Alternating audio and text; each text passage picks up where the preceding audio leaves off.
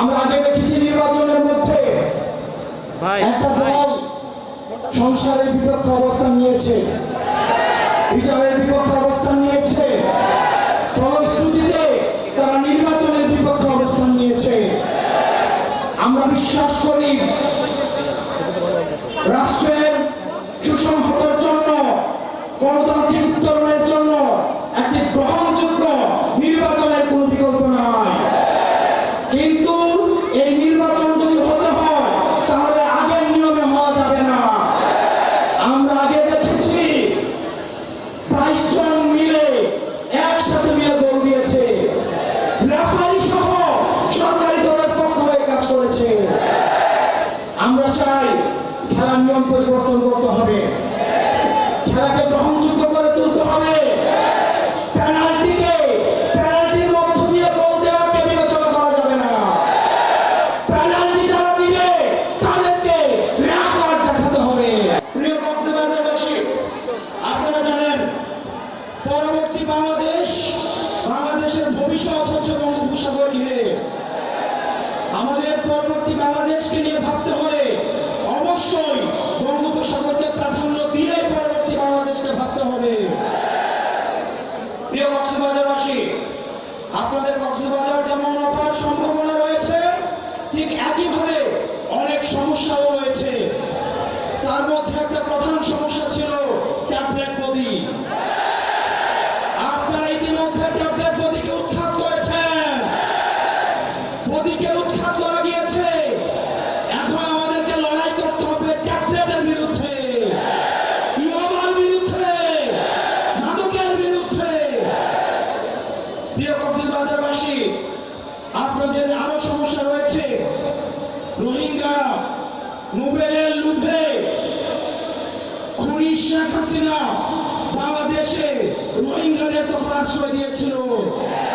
কোন safe exit নিশ্চিত না করে রোহিঙ্গাদের ভবিষ্যৎকে ঝুঁকিপূর্ণ করে তুলেছে। আমাদের অতি দ্রুত কক্সবাজারের জীববৈচিত্র্য এবং পরিবেশ বাঁচাতে হলে আমাদের এই রোহিঙ্গা সমস্যার সমাধান করতে হবে।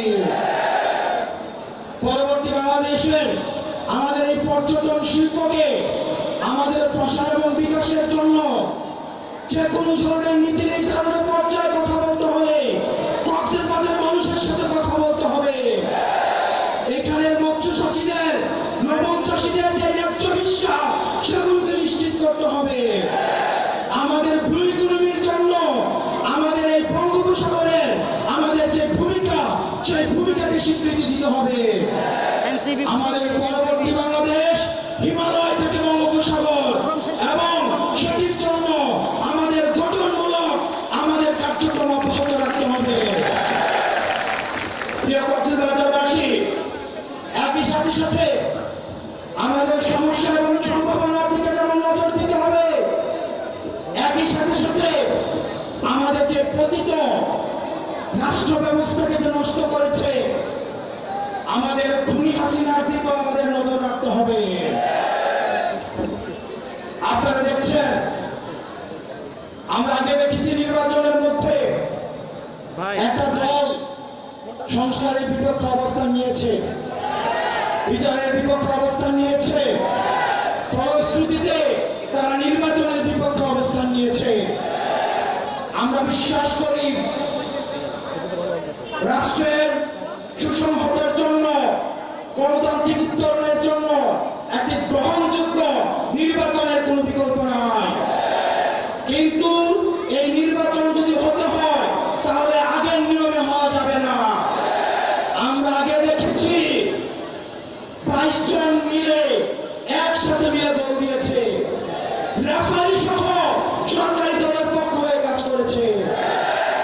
আমরা চাই খেলার নিয়ম পরিবর্তন করতে হবে, খেলাকে গ্রহণযোগ্য করে তুলতে হবে।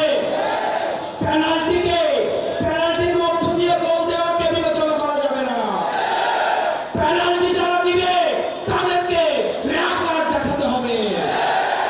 আমরা দেখতে পাচ্ছি এখন অনেক রাজনৈতিক দল পেনাল্টির পক্ষে দাঁড়িয়ে যাচ্ছে, রেফারির পক্ষে, রেফারি যেন মাঠে খেলতে পারে সেটির পক্ষে কথা বলছে। সেটির জন্য আমাদের নির্বাচন কমিশনের পুনর্গঠন প্রয়োজন। সেটির জন্য আমাদের খেলাকে সবার উপযোগী করে গড়ে তোলা প্রয়োজন। প্রিয় কক্সবাজারবাসী, আপনাদেরকে সচেতন থাকতে হবে। আমাদের পরবর্তী বাংলাদেশ বিনির্মাণ করতে হলে আমরা একসাথে লড়াই করতে হবে। ইনকিলাব ইনকিলাব, মুজিববাদ মুজিববাদ। আমরা এই দেশে এখন নতুন কিছু দরকার আছে, বিচারের সংস্কারের দরকার আছে। এই মুহূর্তে দরকার বিচার আর সংস্কার, এই মুহূর্তে দরকার বিচার আর সংস্কার।